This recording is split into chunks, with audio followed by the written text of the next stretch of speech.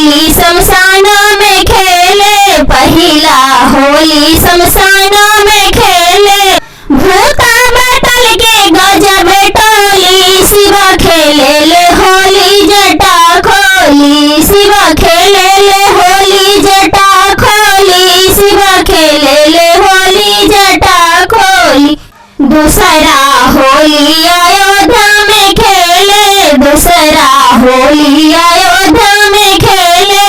रामा सिया की गजब टोली, शिवा खेले ले होली जटा खोली, शिवा खेले ले होली जटा खोली, सब शिवा खेले ले होली जटा खोली।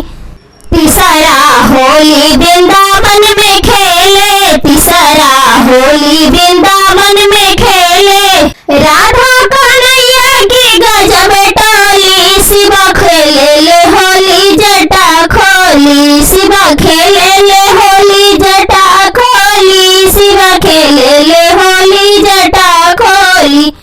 शिवा खेले ले होली जटा खोली, शिवा खेले ले